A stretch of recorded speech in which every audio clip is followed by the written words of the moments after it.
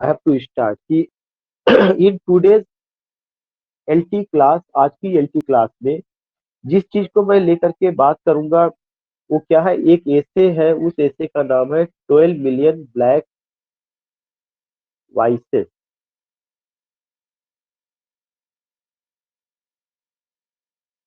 That is a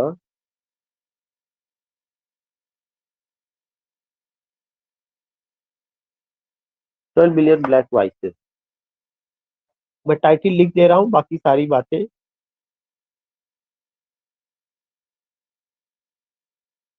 12 million black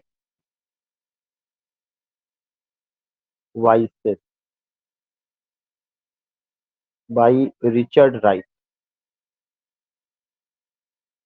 इस text का नाम है अमेरिकन रिचर्ड राइट, WRIGHT। ये ऐसे आप देखेंगे, ये ऐसे आपके यहाँ सिलेबस में है, हमने वहीं से इस ऐसे को लिया हुआ है। और आज के इस ऐसे में मैंने बताया कि मैं कोई शीट नहीं शेयर कर रहा हूँ, बल्कि मैं केवल व्हाइट बोर्ड को ओपन करके और कुछ और चीजों के माध्यम से मैं आपको इसके बारे में बताना चाहता हूँ कि what do you find in this ऐसे, फिर मैं आपको शीट पे आऊंगा। एक तो सबसे पहला पॉइंट जो मैं ये बताना चाहता हूँ, मैं ये बताना चाहता हूँ कि ये जो ऐसे है, यह ऐसे अमेरिका की उस कल्चर को दिखाता है where you find the conflict between the black and the white. Again I would like to share one point कि मैं फिर से इसको शेयर कर रहा हूँ कि इस ऐसे में आप क्या देखते हैं, इन दिस ऐसे you find what you find the conflict between the black and the white. Conflict between the black and the white. The conflict between the black and the white. And दूसरा चीज इतना ही नहीं, बल्कि आप एक और point देखेंगे, the psyche of the white, the psyche of the white towards black.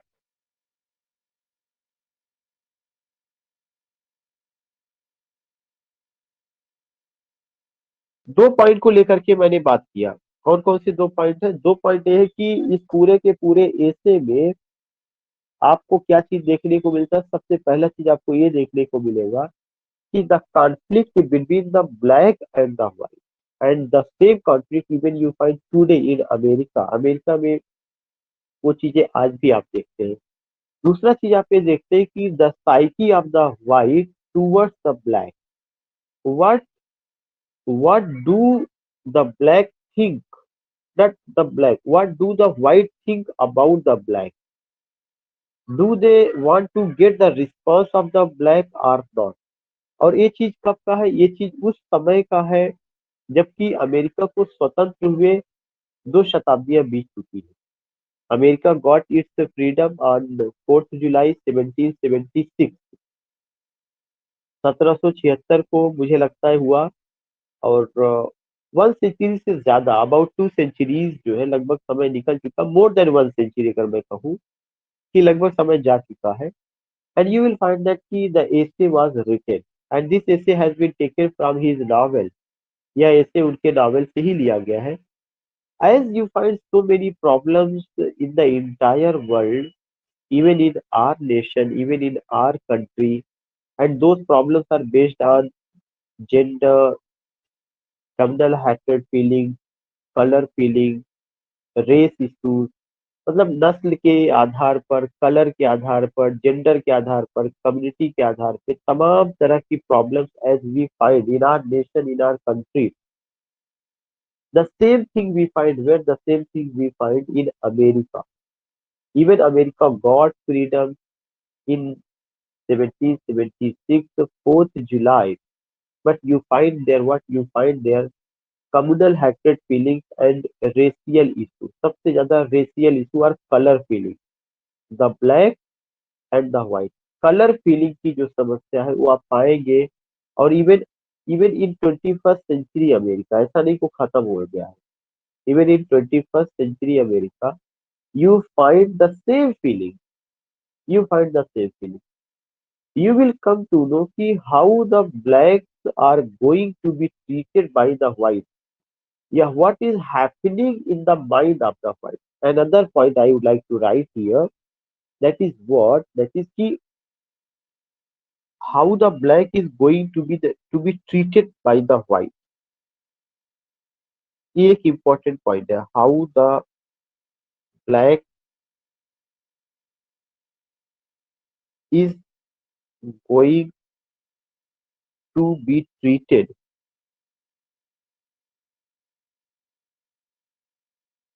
by the white.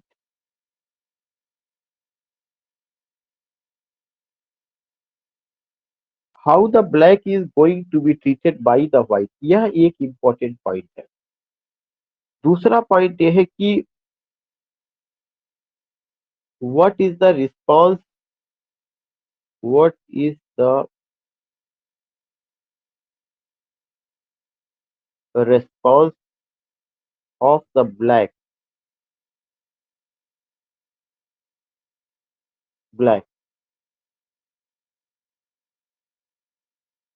against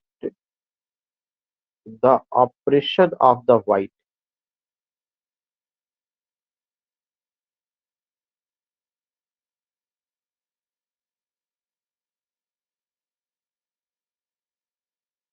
तो यू फाइंड कि जो ऑपरेशन वर्ड है कि व्हाइट कैसे अत्याचार करते हैं, किसके ऊपर अत्याचार कर रहे हैं, ब्लैक के ऊपर जो है, दैट इज द नस्ल भाव, नस्ल भेद, रेशियल फीलिंग. उसका क्या रिस्पांस है, do they means oppose, if they oppose how do they oppose, और कैसे क्या क्या होता है, इस तमाम चीजों को लेकर के इस पूरे ऐसे में बात कही गई. इसका मतलब कि जो ऐसे है उस ऐसे में दो या तीन चीजों को लेके बात कही गई है. Response of the black against the oppression of the white, how the white, yeah, how the Britisher, yeah, how the means the people, those who have the white color, white skinned people, how do they behave, how do they treat the black skinned people. So racial feeling thus live, because you will come to know कि the white skinned people, they were in the power, they have all the institutions were in their hands. जितने भी institution थे सब उनके हाथ में थे. You will come to know कि all the, even you find कि not only institution, even the bank was also in their hand, banks were also in their hands, agriculture, land, so many things you find that these things were in the hands of whom, in the hands of the white. So white were in the power, and when they were in the power, they ultimately, in what way they treated, they treated the black as servant. They treated the black as second class citizens. What do you find? You find two or three important points. And what are those points? Those points are key. They treated black as servants. Black were treated as servants. Black were treated as slaves, not servants, as slaves by the white.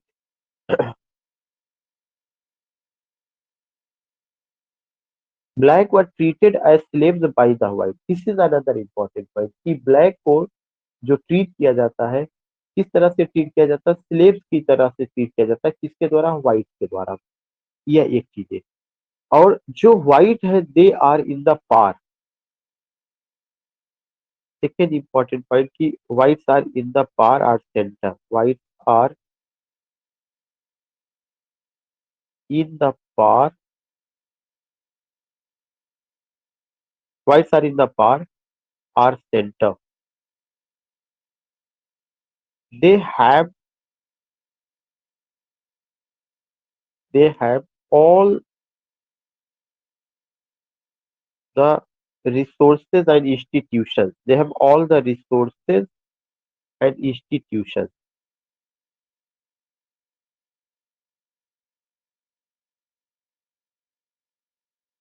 institutions, or they are the owner, they are the owner of each, they are the owner of each institution.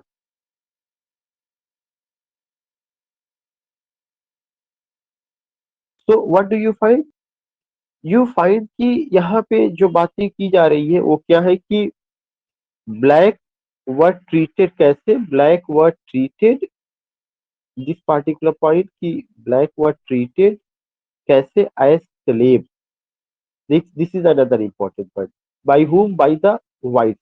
It means that whites are the masters, they are oppressing, they are suppressing, yeah, they are treating blacks as slave or second class citizens. Whites are in power. Who are in power? Whites are in power. Are center. वे पार में है या centre में है. They have all the resources and institutions, और they are the owner of each institution. Her institution के वे owner है. तो जब इस तरह से वे हैं सेंटर में, तो उनको ऐसा लगता है कि जो ब्लैक पीपल अमेरिका में है, though they are the indigenous people, though they were born there, though they lived there, even you can just see जो कैरिबियन आइलैंड है पूरा का पूरा, जो वेस्ट इंडीज या और भी जो एरिया वगैरह है, उन सारी जगहों पर आप देखेंगे कि एक इंपीरियलिस्टिक थॉट आपको देखने को मिलेगा. तो यहाँ पे दिखाया गया कि जो ब्लैक पीपल है, they are the they are slave, they have been treated as slave, they have been suppressed, they have been oppressed, they have been brutally treated and for a long time. ऐसा नहीं कि वे केवल आज ही उनको treat किया गया, एक लंबे समय से उनको ऐसे ही ब्रूटली ट्रीट किया जा रहा है. तो उस ट्रीटमेंट का ये हुआ कि not only one generation is slave, but another generation is also mentally slave. तो slavery, in the essay it has been told that slavery is found among the black people, but that slavery is not only the slavery of body, but that is the slavery of mind, that is the slavery of ideology, that is the slavery of notion, and slavery runs from one generation to another generation.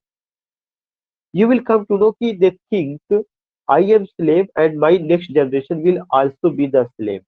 So slavery is in their DNA, slavery is in their blood. ये एक वंशानुगत हो गया, विरासत में मिली हुई है. मैं गुलाम, मेरी आने वाली पीढ़ी गुलाम, उसकी आने वाली पीढ़ी गुलाम, and we don't have any right. हम सोच ऐसे बैठे, वे ऐसे सोच लिए कि नो, नॉट एट ऑल. तो यही तो एक रीजन था कि अमेरिका की स्वतंत्रता के बाद अमेरिका में अब्राहम लिंकन की लीडरशिप में जो सिविल वार हुआ, वो सिविल वार किसको लेकर के हुआ? ब्लैक और व्हाइट के राइट्स को ही लेकर के हुआ. और अमेरिका को तो स्वतंत्र हुए कई सौ साल हो चुके हैं, 1776 में वो स्वतंत्र हुआ था, लेकिन जो व्हाइट्स को जो फ्रीडम दिया जाना चाहिए था, जो व्हाइट्स के द्वारा ब्लैक को जो फ्रीडम दिया जाना चाहिए था, black didn't get. And with the passage of time they started to ask their rights, they wanted to be the part of the mainstream of life. They did so many things you find, so many issues you find, so many problems you find. और जब उन्होंने मांग करना शुरू किया, so you will come to know कि they were suppressed, they were oppressed. Whites become violent, and whites ultimately treated them as downtrodden people. Whites ruled over them. Whites presented them as owner. Whites presented them as master. Whites presented them as, you can say कि that they are everything. Whites ने उनको सब कुछ present किया, whites ने उनको सब कुछ कहा, सब कुछ उन्होंने देखने की कोशिश की.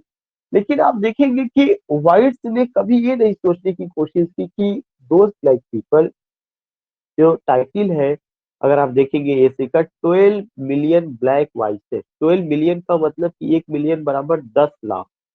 12 मिलियन का मतलब ये हो गया कि दो नॉट 2 करोड़, 2 करोड़. तो 2 करोड़ लोगों की जो आवाज है वो दबाई कैसे गई?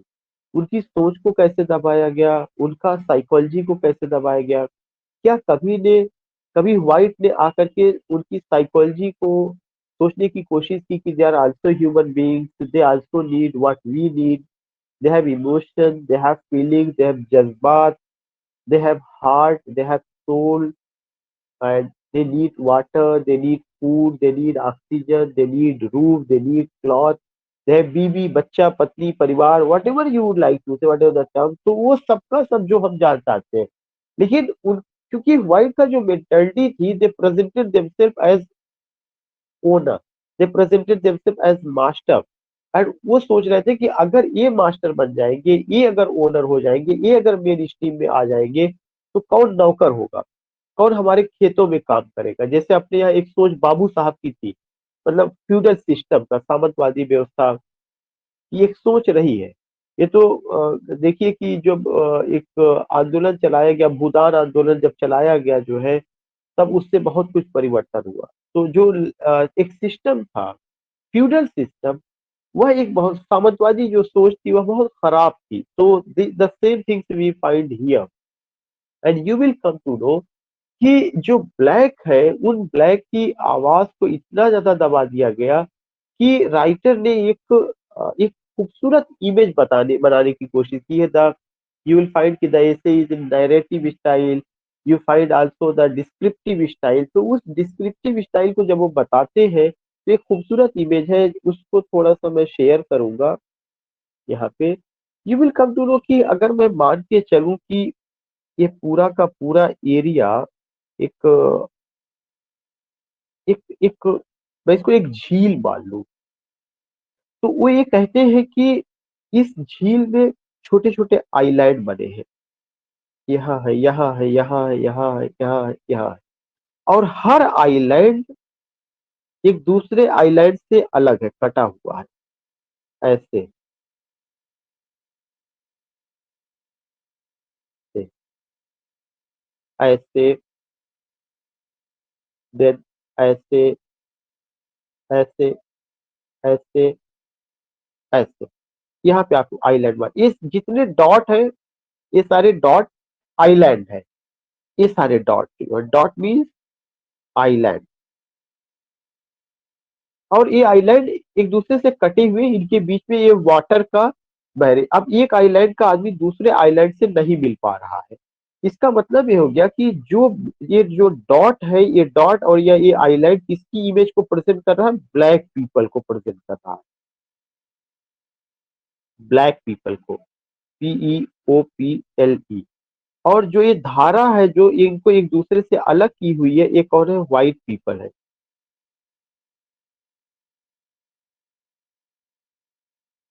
व्हाइट पीपल तो इनसे खुद नहीं मिलना चाहते, इनको एक दूसरे जैसे धाराएं उसकी एक आइलैंड को दूसरे आइलैंड से अलग कर देती है और उनका अलग एक वजूद हो जाता है, ऐसे ही ब्लैक पीपल को आपस में एक दूसरे से अलग कर दिया गया है। वे मिल नहीं सकते हैं, और उनके बीच में एक विलेन का काम कर रहे हैं। कौन काम कर रहा है, व्हाइट पीपल कर रहा है। और ये जो व्हाइट पीपल की मानसिकता है, वो व्हाइट पीपल की मानसिकता है कि they are ruling over them. और जैसे ही वे अपने राइट्स को लेकर के, अगर अगर ब्लैक पीपल अपने राइट्स को लेकर के समुद्र के किनारे पर वे कुछ मांगने आना चाहेंगे भी, तो व्हाइट पीपल उनको तुरंत पुश कर देंगे। They are not ready to greet them, they are not ready to welcome them, but always try to pull their leg. तो यह एक साइकोलॉजी है जो कि वहां पे दिखाई गई। और इस साइकोलॉजी को आप किस रूप में समझ सकते हैं, master versus servant. White master है और जो ब्लैक है वे सर्वेंट है। तो ये जो साइकोलॉजी है, ये साइकोलॉजी ये बताती है कि किस तरह से मास्टर जो जो व्हाइट है और जो सर्वेंट जो ब्लैक है, उनका आपस का रिलेशनशिप कैसा है, उनको कैसे ट्रीट किया जा रहा है, उनके प्रति कैसा व्यवहार किया जा रहा है, how they are going to be treated, how they are going to be presented, और उनके साथ किस तरह की हरकतें की जा रही है, क्या सोच है, क्या साइकोलॉजी है। तमाम सारी चीजें, तमाम सारी दुश्वारियां, तमाम सारी परेशानियां you see, you find. So what I want to tell you here, what I want to say कि when you go with this particular essay, यह essay एक साइकोलॉजी को प्रेजेंट करता है, यह essay एक सोच को प्रेजेंट करता है, यह ऐसे एक आइडियोलॉजी को प्रेजेंट करता है, यह ऐसे इस चीज को बताता है कि रियली में इंसान को कैसे जो है एक इंसान दूसरे इंसान के खिलाफ खड़ा होता है, कैसे नस्ल भेद के नाम पर, कैसे कास्ट के नाम पर, कैसे जेंडर के नाम पर डिस्क्रिमिनेटरी पॉलिसीज अडॉप्ट की जाती है, कैसे जो है एक दूसरे का शोषण किया जाता है, उन तमाम चीजों को लेकर के होती है।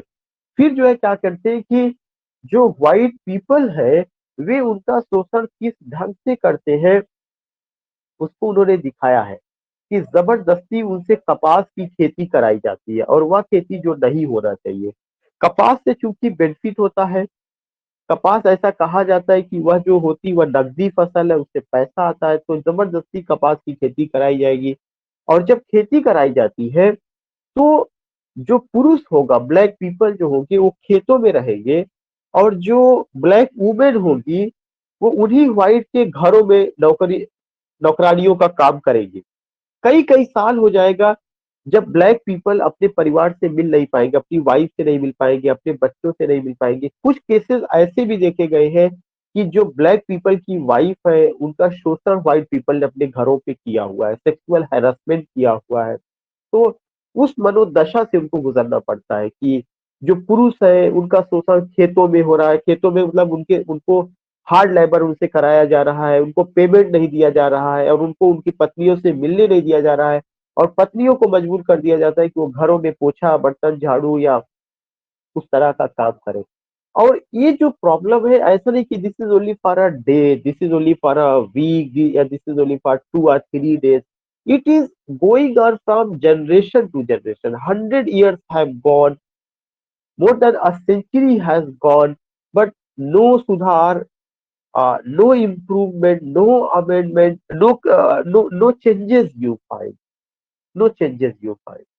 uh, White people are complex people. They have complexity. They present themselves owner. They present themselves master. They are not ready to welcome. They are not ready to give any space or any room. कुछ भी देने को वो तैयार नहीं है।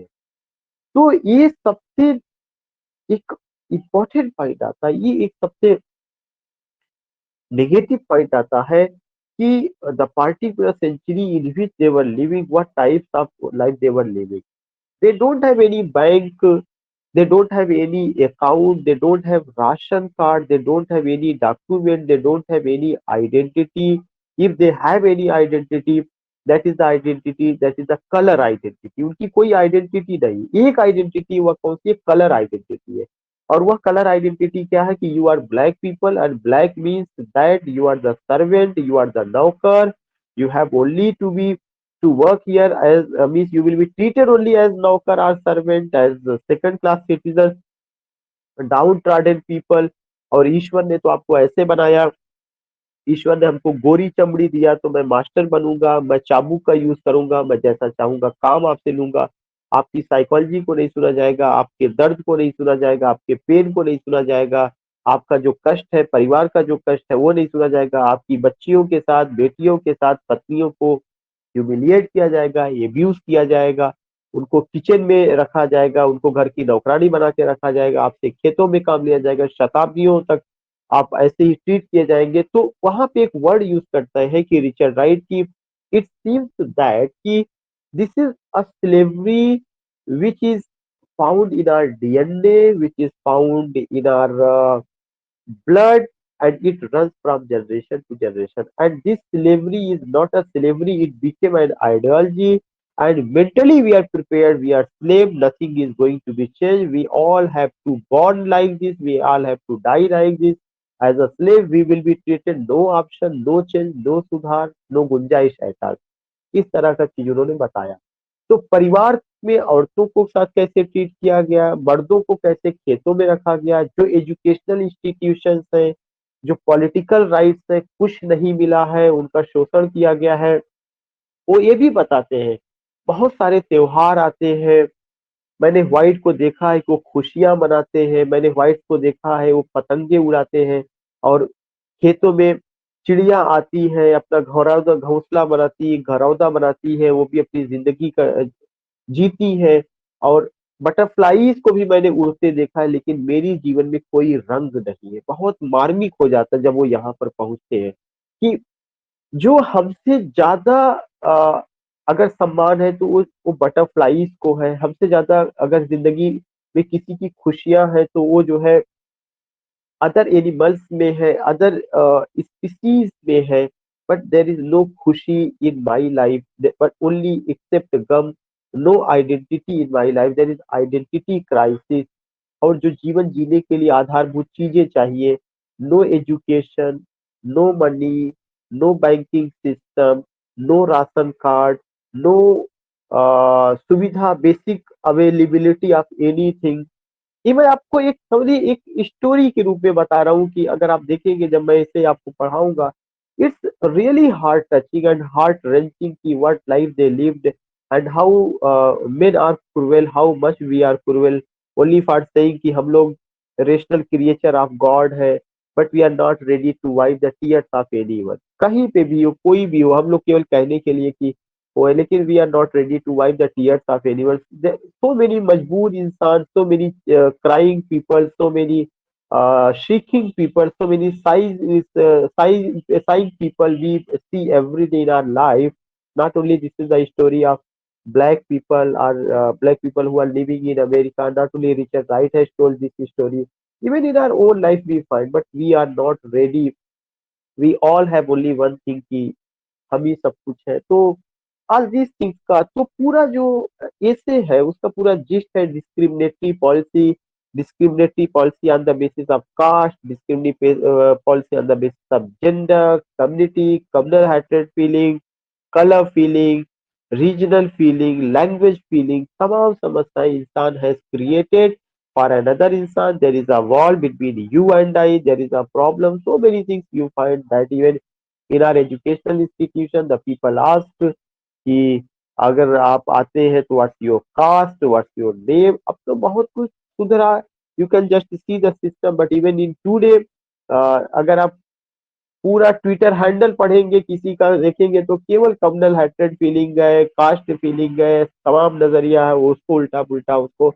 तो we can just see we even in 21st century we are living in such an era where there is no hope except despair at all. तो स्टोरी वहां पे जो बताई जाती है कि कैसे जो है चिड़िया खुश है, कैसे बटरफ्लाई खुश है, कैसे अदर स्पीसीज खुश है, but there is no joy in my life, there is no pleasure in my life, except problem, except समस्या, except other thing. In this way you will come to know. और वे कहते हैं ऐसा लगता है कि उम्मीद की कोई अब किरण भी नहीं है। और कहने के लिए कि इमेंसिपेशन हुआ है, अमेरिका स्वतंत्र हुआ है, कहने के लिए कि सबको राइट्स दिए गए हैं, कहने के लिए कि अमेरिका का अपना संविधान है, अमेरिका अपने संविधान के अनुसार चल रहा है, लेकिन ऐसा कुछ नहीं है। ये तो सिविल वार हुआ जिसमें अब्राहम लिंकन को अपनी जान गंवानी पड़ी, द पीपल बिकेम कॉन्शस। और जो बराक हुसैन ओबामा जो फर्स्ट प्रेसिडेंट, ब्लैक प्रेसिडेंट बने, ये भी उसी वार का नतीजा था। लेकिन उसके बावजूद भी अभी हम लोगों ने लॉकडाउन में ही देखा था कि कैसे एक, I am missing the name of that particular black person, जिसके गर्दन पे जो है वहां की पुलिस ने घुटने रख दिए थे, उनकी डेथ हो गई थी। तो you can just see that मार्मिक story, that problematic situation we can just see and fight.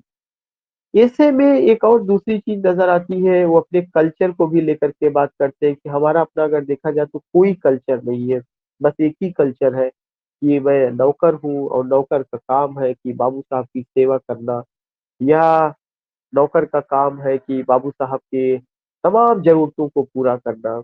हम उनकी जरूरतों को एक मजदूर के रूप में खेतों में पूरा कर रहे हैं, हमारे बच्चे और हमारी वाइफ उनके घरों में उस जरूरत को पूरा कर रही है। तो दीज आर द थिंग्स जिसे कि हम लोग देखते हैं, और ये सारी चीजों को लेकर के बात की गई। यही ऐसे का वो है। उसमें कोलोनिज्म का भी कॉन्सेप्ट है, कोलोनाइजर कोलोनाइज का भी कॉन्सेप्ट है, यू और आई का भी कॉन्सेप्ट है, ब्लैक और व्हाइट का भी कॉन्सेप्ट है, प्रेजेंस और अब्सेंस का भी कॉन्सेप्ट है, सेल्फ और अदर का भी कॉन्सेप्ट है। तो you can just make a wall and you can understand कि कैसे इंसान और इंसान के बीच में दीवार खड़ी है, और उस साइकी को यहाँ पे प्रेजेंट किया गया है। तो इतना ही मुझे बताना था।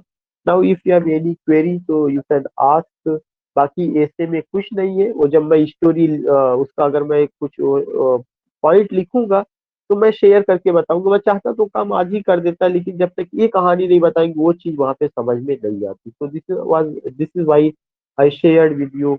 इट्स नॉट भाई जज्बात, ऐसा ना समझिए कि मिस्टर शमीम इज इन जज्बाती सिचुएशन, और इन यू कैन से कि emotional touch he is giving, no not at all.